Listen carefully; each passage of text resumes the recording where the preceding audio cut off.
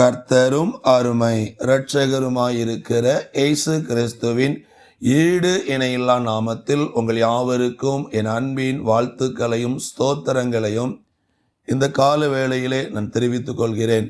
இன்றைய தினத்திலும் இயேசு நமக்கு தருகிற அந்த மாறாத வார்த்தை என்னவென்றால், நான் உன்னை விடுவிப்பேன், நான் உன்னை விடுவிப்பேன்.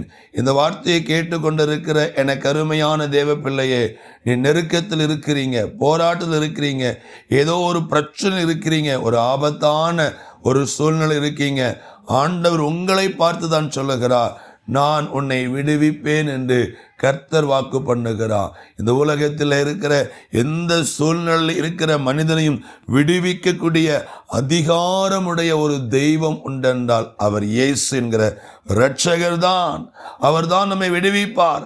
பாவத்திலிருந்து, சாபங்களில் இருந்து, பொல்லாத வியாதிகளில் இருந்து, தரித்திரம், நிந்தை, அவமானம் போன்ற எல்லா காரியத்திலிருந்து ஒரு மனிதனை விடுவிக்கிற தெய்வம் இயேசு, இயேசு, இயேசு.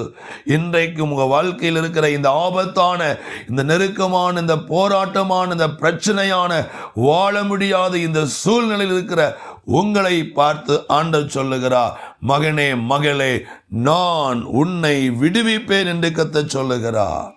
ஆண்டவர் உங்களை என்னையும் விடுவிக்க வேண்டும் என்றால் நான் என்ன செய்ய வேண்டும்? அந்த கர்த்தராகி இயேசு கிறிஸ்துவை நோக்கி நாம் கூப்பிட வேண்டும்.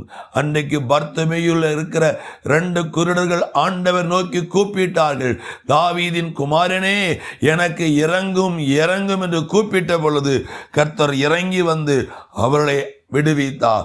இன்றைக்கும் கூப்பிடுகிற உங்க வாழ்க்கையை விடுவிக்கும்படி அவர் கடந்து வருவார். கூப்பிடுகிற காக்கை குஞ்சுக்கும் செவி கொடுக்கிற ஆண்டவர் இந்த இயேசு கிறிஸ்து. எனக்கு அருமையானவர்களை, இன்றைக்கு இந்த இயேசு கிறிஸ்துவை நோக்கி கூப்பிடுங்கள். அவர் இறங்கி வந்து அவர் உங்களை விடுவித்து இந்த பூமியிலே அவர் உங்களை வாழ வைப்பார். தகப்பனே, அந்த வார்த்தையின்படி இப்பொழுது உண்மை நோக்கி கூப்பிட்டு கொண்டிருக்கிற இந்த சகோதரனுக்காக நான் செபிக்கிறேன், இந்த சகோதரியை நான் செபிக்கிறேன். நீர் என்றைக்கின் ஜனங்களை விடுவித்து அற்புதம் செய்து ஆசீர்வதியும். பொல்லாத வியாதிகள் மறையட்டும், அது கற்பத்தின் கனி உண்டாகட்டும், வாழ்க்கையில் இருக்கிற கடன் பிரச்சனைகள் மாறட்டும், தேவைகளுக்கு அதை சந்திங்க, படிப்பை ஆசீர்வதிங்க, கண்ணீரை துடைத்திருளுங்க. இயேசுவின் நாமத்தில் பிதாவே, ஆமென்.